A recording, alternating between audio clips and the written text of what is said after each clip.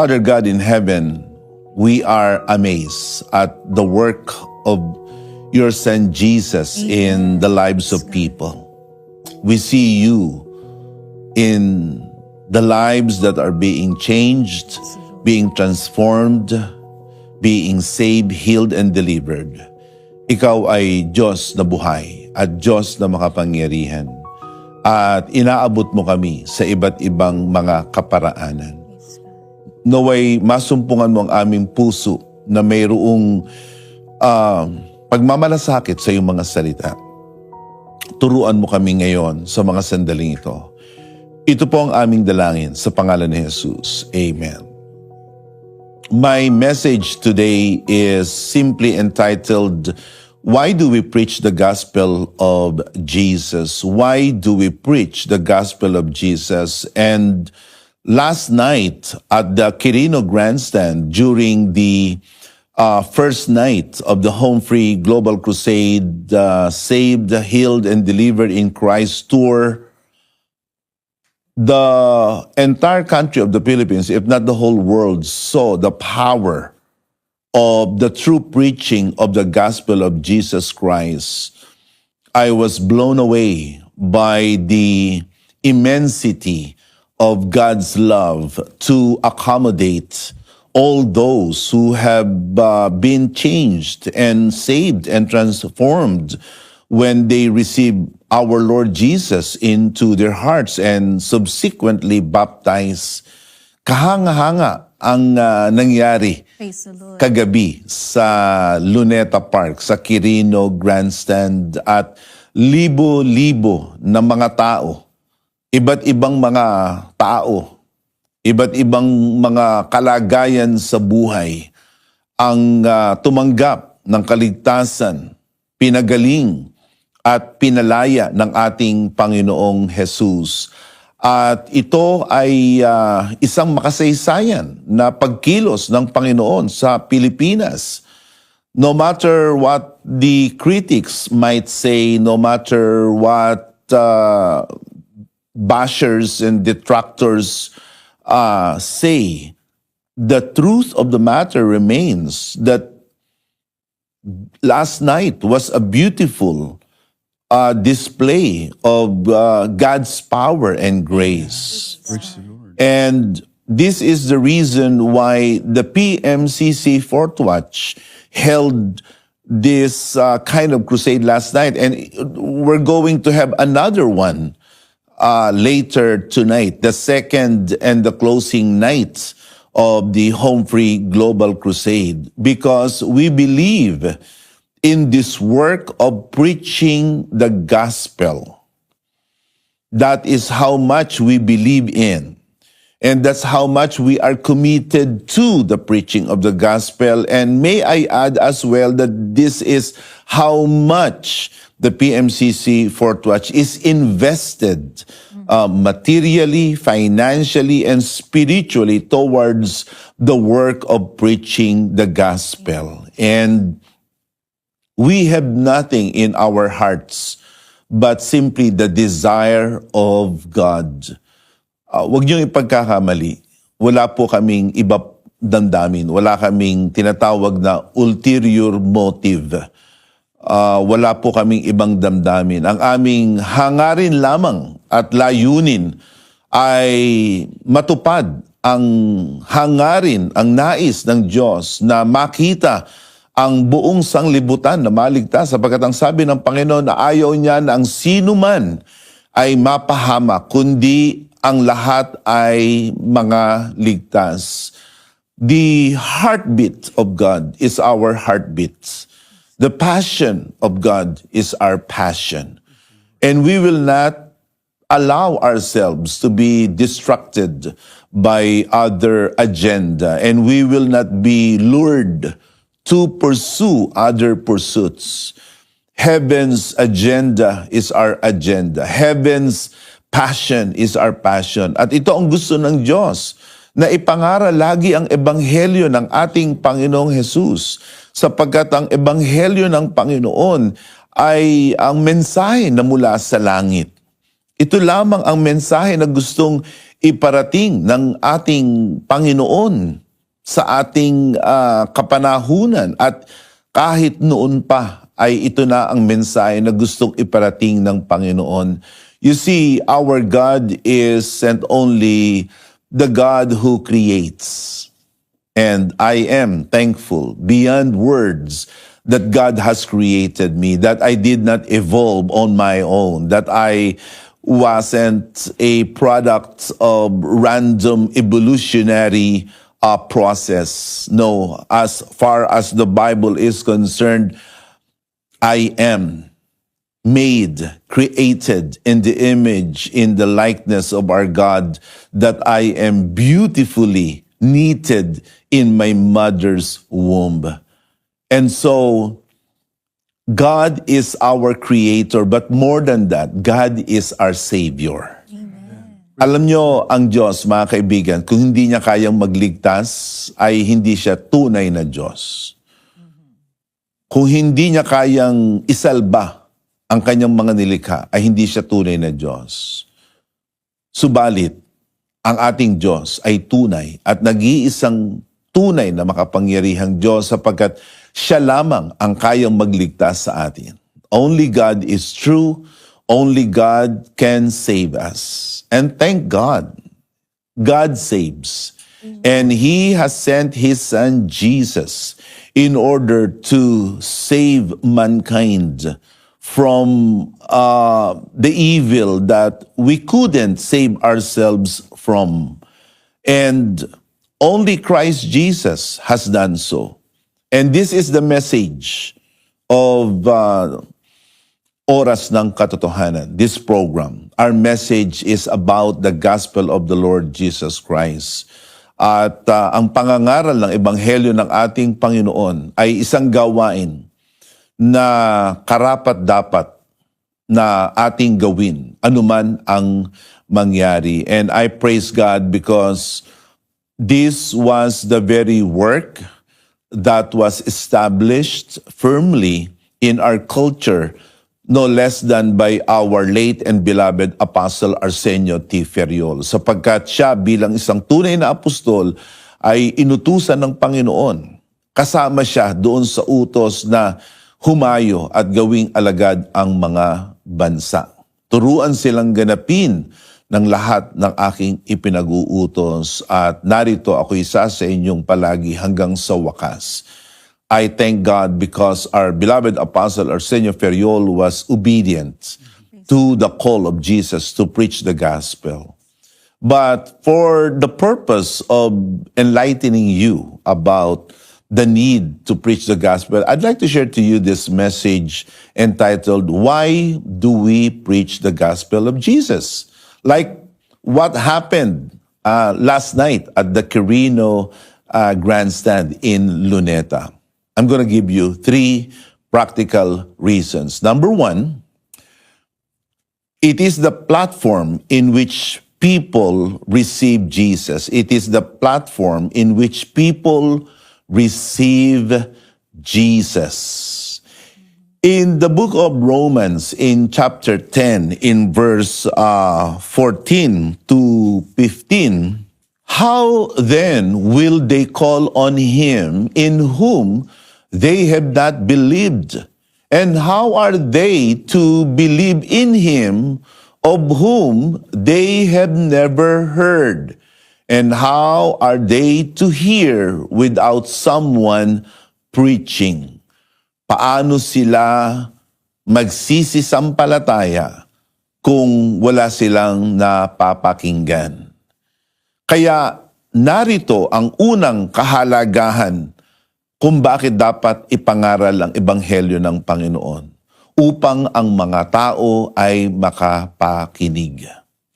We must understand that the gospel of Jesus Christ, first of all, is a message that is meant to be understood by our being. The gospel is not a mere work of art that our eyes should only behold. The gospel of Jesus Christ isn't just a music that our ears should only hear.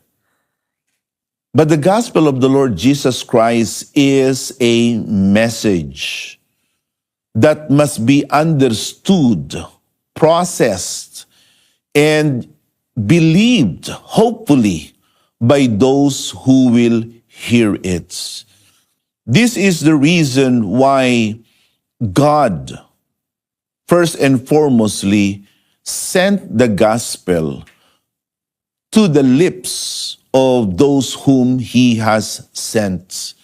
Mahalaga na may mangangaral ng Ebanghelyo upang sa gayon ang mga tao ay makapanampalataya. Amen. Muli, sinasabi ng talata na ating binasa sa versikulo 14, paano nga silang magsisitawag doon sa hindi nila sinasampalatayanan?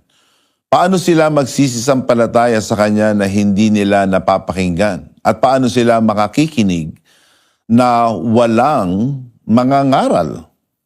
Kaya makikita natin dito na mahalaga na may mapakinggan. Amen.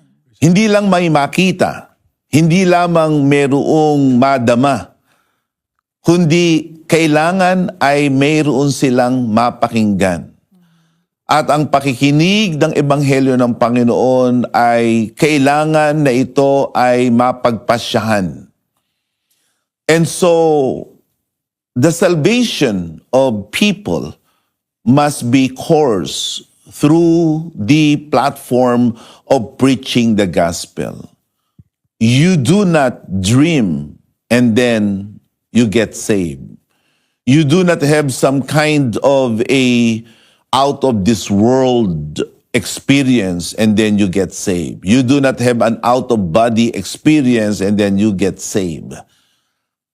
The only way for people to hear the true gospel of Jesus Christ is when they hear the gospel preached by the sent ones of God. In verse 15 of Romans chapter 10, how are they to preach unless they are sent? This is one of the most restrictive and limiting verse, at least in the book of Romans. What I meant by that is this: not anyone could just stand and preach. Not anyone could just say, I would like to preach. Preaching is good. Speaking in behalf of God is good if you are sent, if you are commissioned. Ito ang maliwanag na sinasabi ng banal na kasulatan, na bago ka makapangaral, bago ang isa ay makapahayag ng salita ng Diyos, kailangan na siya ay suguin. This has always been the approach of God. You must be sent first so that you can preach. In the book of John chapter 3, in verse 34, it says there, for those whom God has sent, speaks or utters the word of God. Kung sino raw ang sinusugo ng Diyos, kung sino ang inuutusan ng Panginoon, siya lamang ang makapagsasalita ng salita ng Diyos.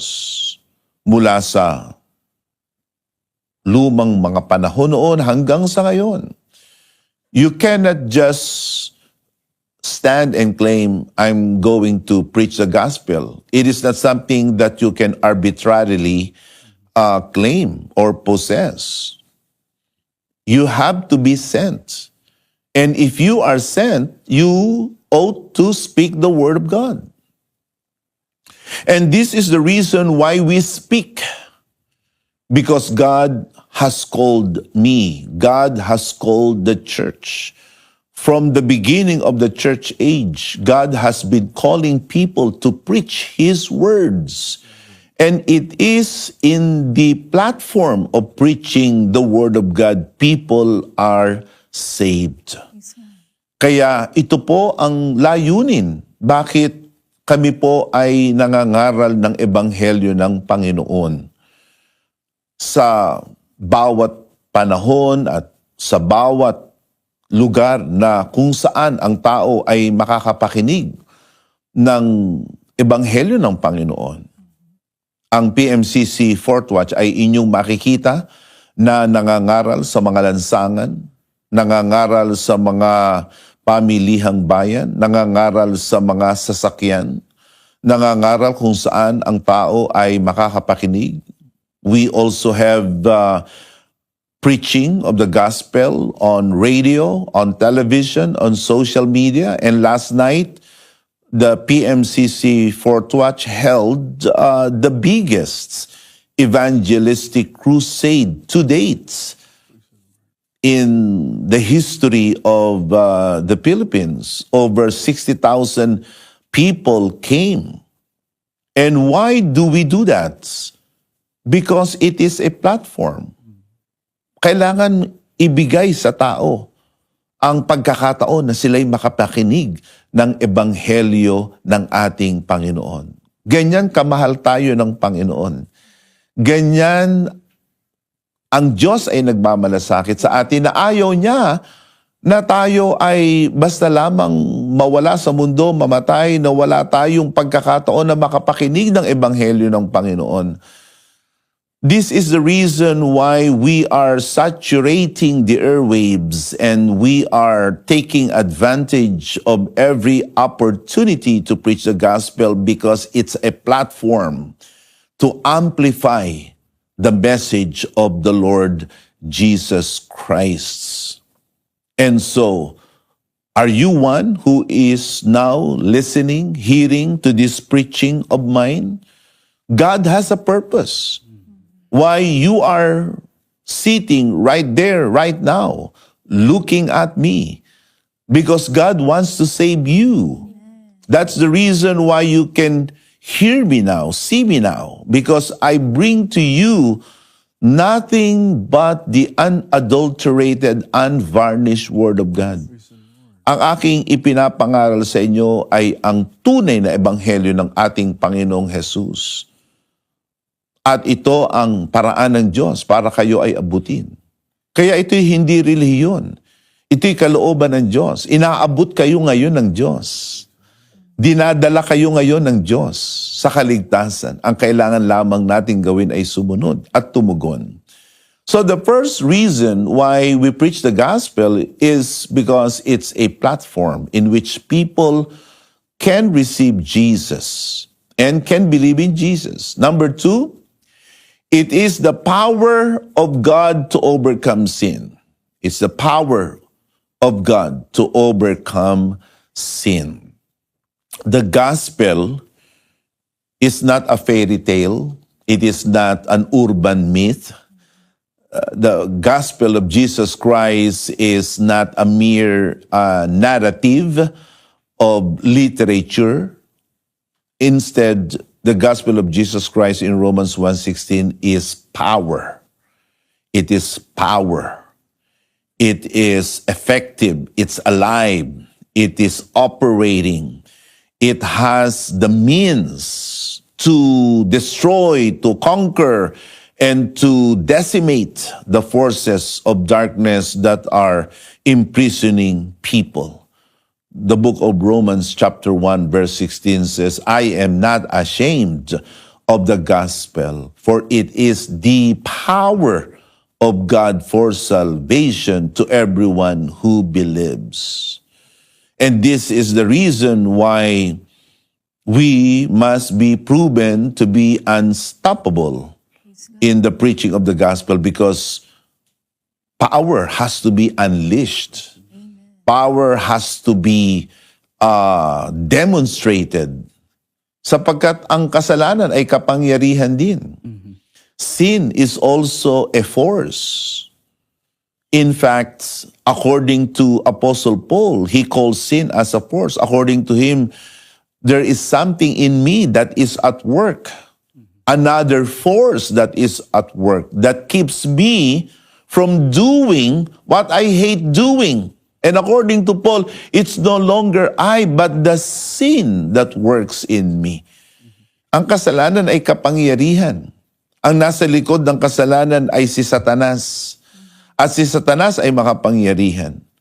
It is Satan that causes us to sin. Satan is the source of sin. Satan was the first one who sinned. He is the originator of sin.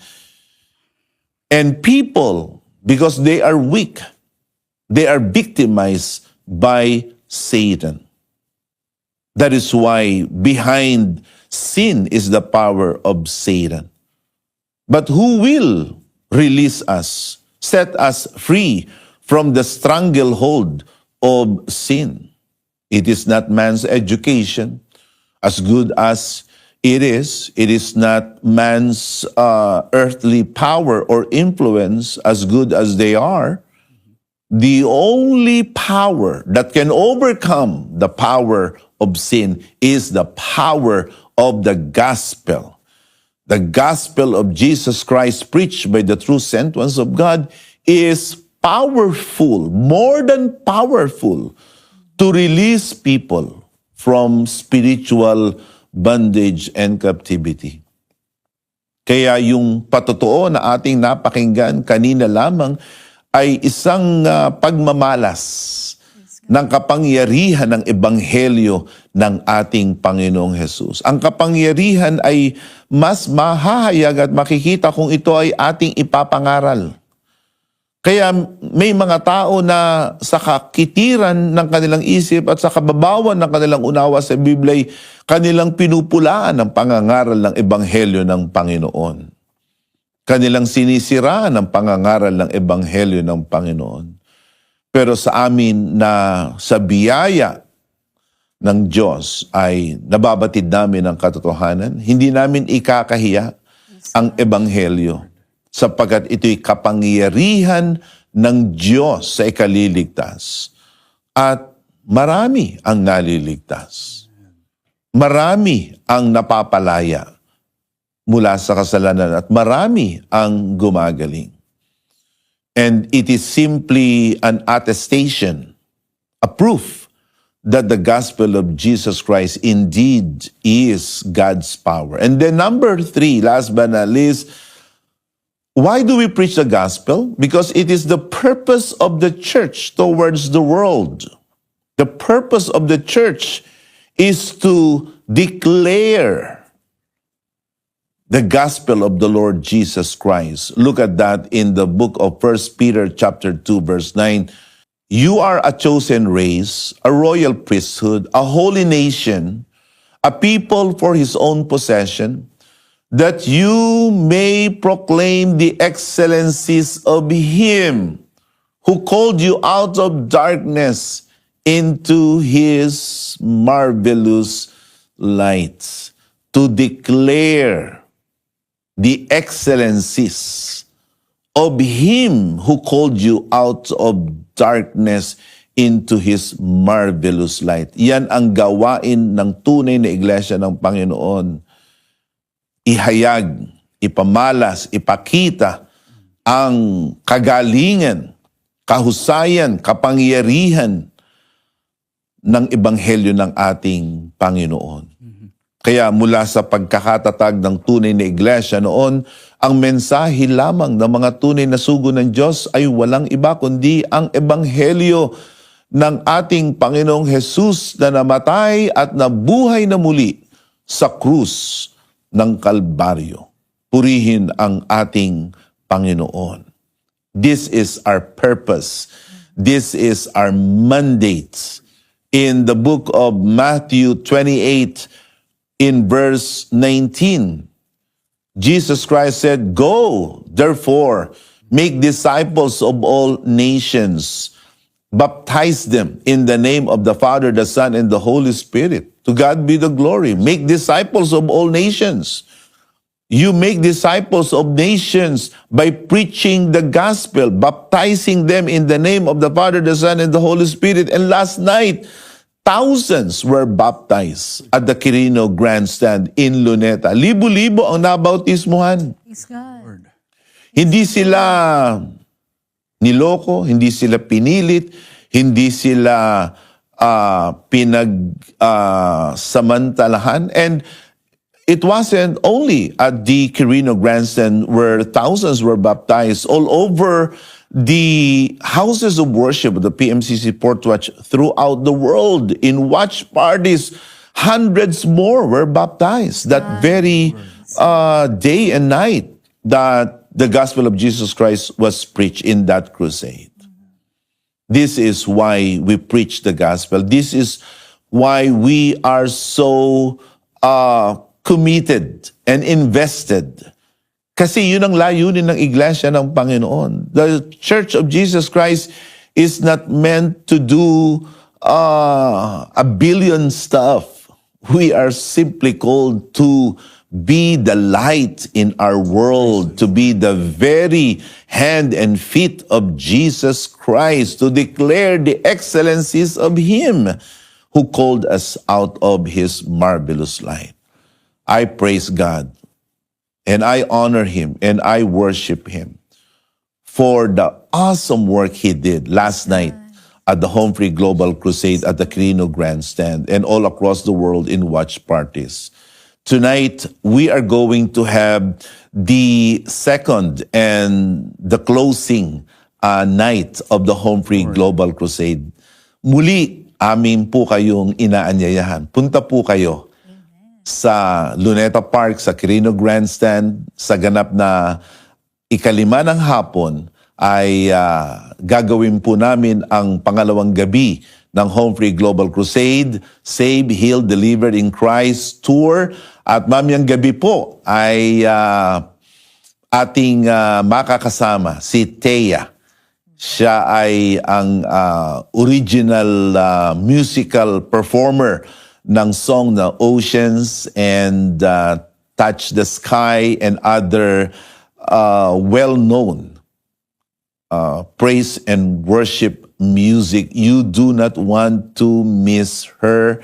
And of course, we're going to be joined by the Saved by Grace dance crew. They did an amazing job also last night.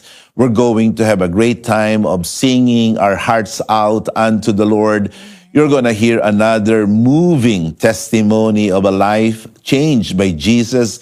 And of course, I will be preaching once again the gospel of the Lord. And don't you forget, if you want to be baptized, tonight you can be baptized. You can receive the cleansing of your sins. And after that, we can all watch a beautiful fireworks display in the Luneta Park. So once again, thank you so much, and let us close in a prayer. Father God, bless these words in our hearts. Continue to bring people closer to you.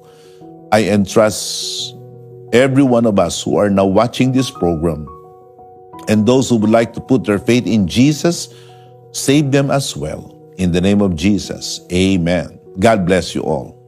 Praise the Lord. Thank you so much, Apostle Jonathan. And we can't wait to hear the messages you are going to deliver later this evening. Yes. I like your first point, especially when you mentioned the word platform. Oras ng Katotohanan and the Home Free Global Crusades are the biggest platforms of the PMCC Portwatch right now, where we proclaim and bring the gospel of Jesus Christ to the world. And we can see right before our eyes the transforming power of the gospel of Jesus Christ at work in the lives of so many people. Napakaraming mga tao po ang tumatanggap during the altar call. They came from different places with different stories and different backgrounds. At iisa lamang po ang katotohanan. Sila ay uhaw sa salita ng Diyos. Kailangan nila ang kaligtasan. And because of the preaching of the gospel, sila po ay tumatanggap ng kaligtasan mula sa ating Panginoon. You know, when I saw the throngs of people, the masses of people that came forward to receive Jesus Christ, I was really moved. And that kind of scene never gets old. It always gets to me. And there is rejoicing in heaven over one sinner who repents, the Bible says. So, ang ebanghelismo ay masaya. Hindi ito malungkot, hindi ito mabigat, ito'y masaya sapagkat kung ang langit ay masaya, kailangan tayo dito sa lupa na gumagawa ng kalooban ng Panginoon ay masaya rin.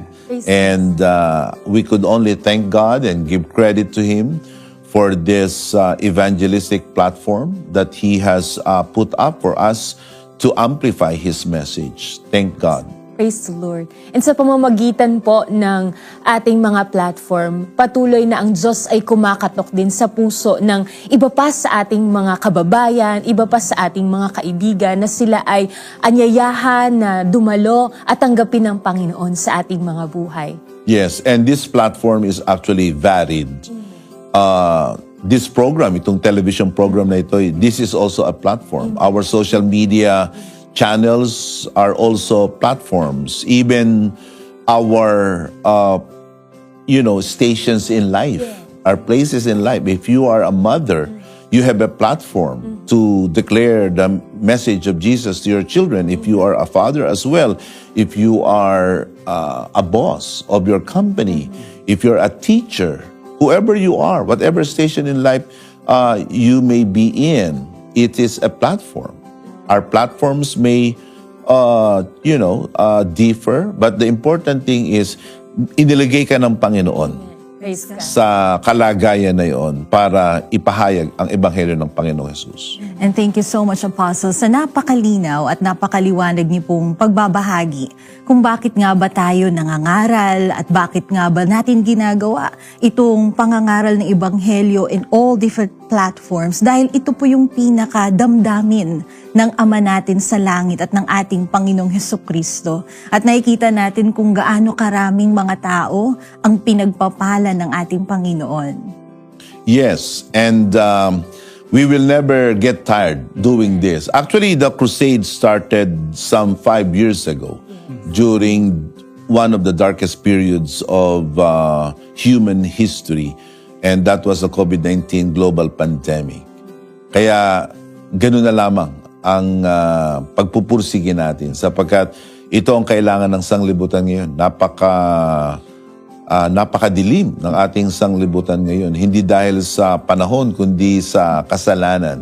At kailangan nila ang liwanag ng Ebanghelyo ng ating Panginoon. Praise the Lord. And to all our viewers, if you've been touched by the message that we've just heard this morning, give us a call. And muli, sa lahat ng ating po mga taga-subaybay, kami po ay nag-aanyaya sa inyo. Magkita-kita po tayo mamayang hapon sa Quirino Grandstand para sa pangalawang araw ng Home Free Global Crusade Manila Tour. Get your free tickets, scan the QR code.